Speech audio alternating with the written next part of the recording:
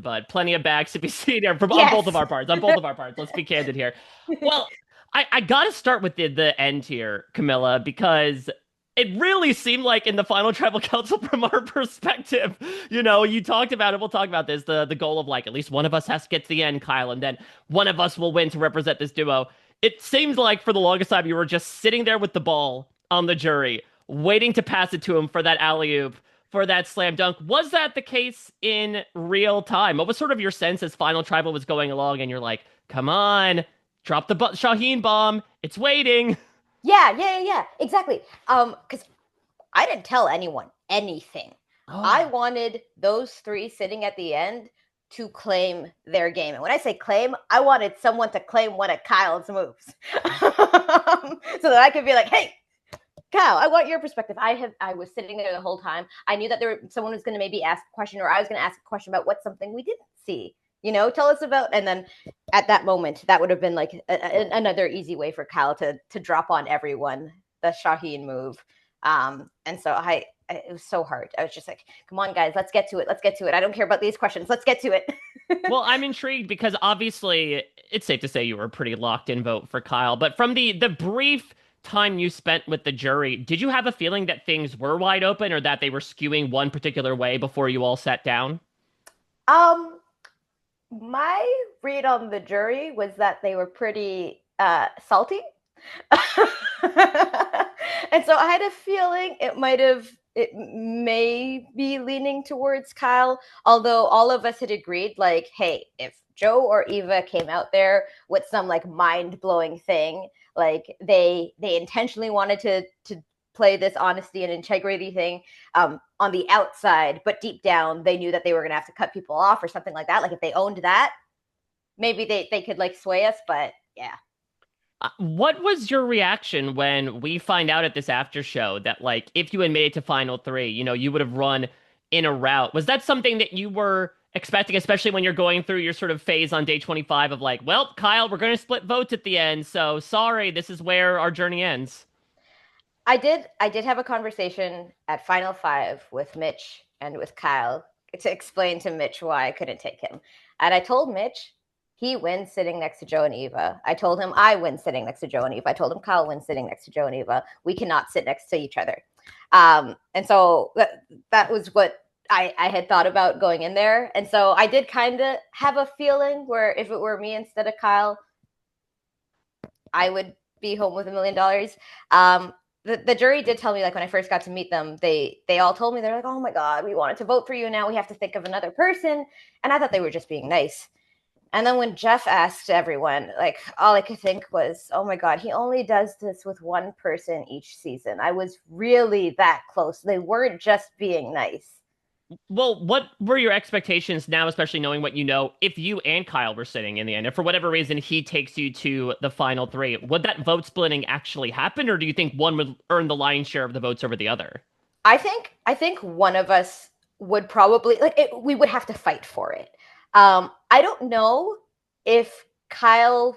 I don't know. I like to assume that he would fight for it. I know I would fight for it. I would throw him under the bus. I'd probably lie and claim some of his moves as my own. Because none of them would know what was real and what's not. And it's for $1 million. I mean, I would throw him under the bus. I know Joe and Eva were trying to be like respectful about claiming each other's games and stuff like that about like each other, but I would not have been respectful at all. There we go. It's part of like the Camilla Testament, right? Is like bus throwing, lying. It's got to come through. It started on day one, got to go through day 26, Yeah, right? yeah. Well, let's talk about what ended up getting you to firemaking.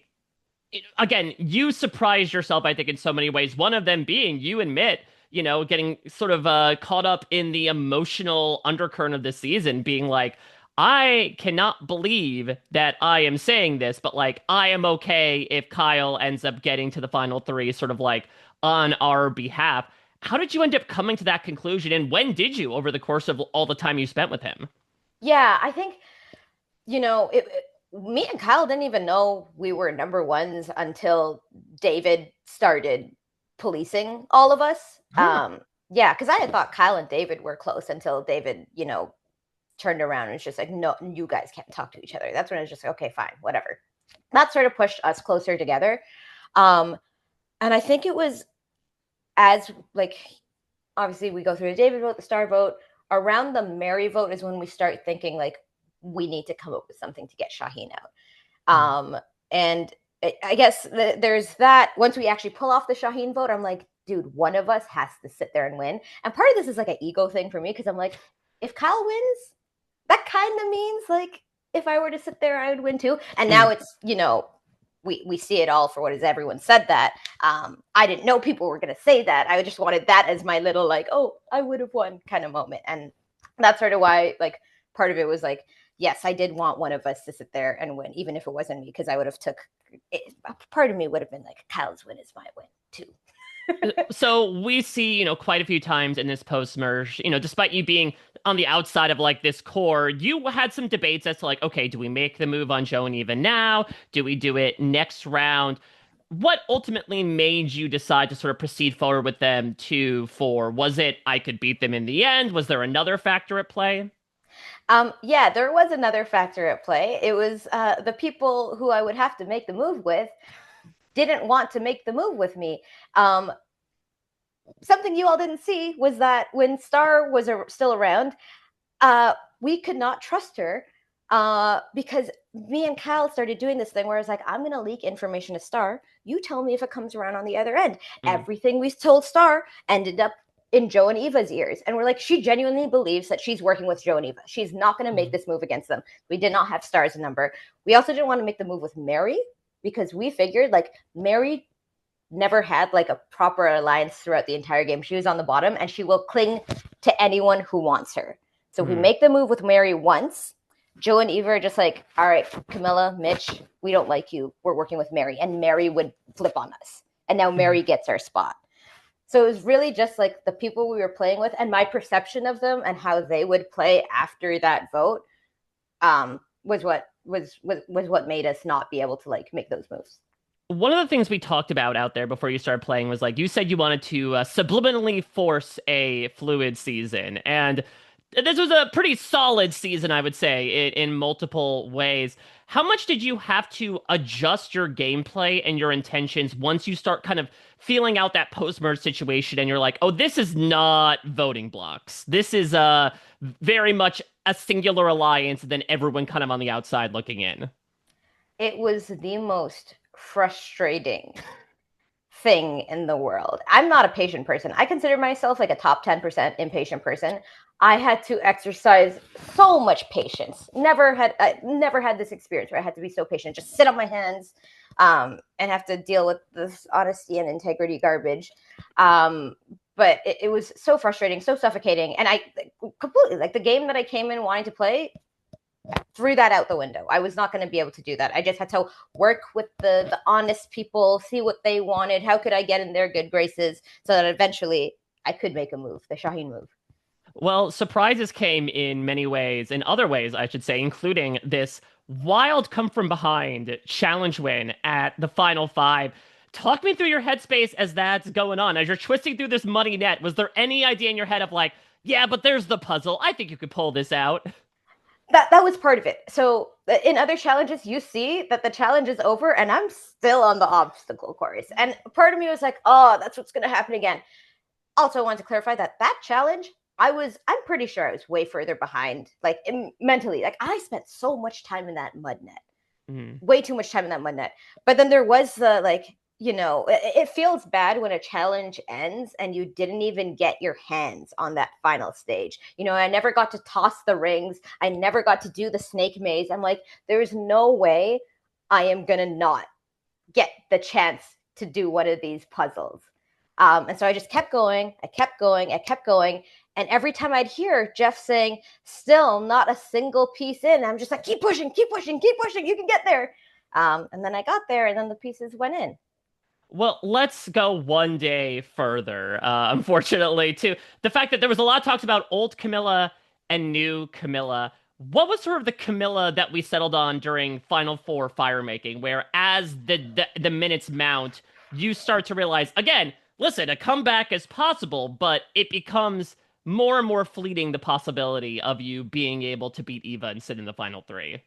Yeah, I did not give up. I kept going because I'm like, I have seen so many fire making challenges where someone has like this massive fire and all the other person needs is like this tiny spark, and then theirs just happens to build right underneath the line. I'm like, that could happen for me. So there was a bit of new Kamilla there, but there was still a bit of old Kamilla, because as I was attempting to make a fire, all I could hear were Joe and Kyle encouraging Eva, and then I could hear whispers on the jury, but I couldn't make them out. And Mm. my brain was telling me that those whispers were all, damn, she sucks. How did she not learn how she not practice fire before coming out here? How is she so bad at fire? It's just all this negativity. Every single tribal council, I make eye contact with the jury. That was the one time where I did not look over at the jury at all, because I was positive that they were all so disappointed in me. Mm.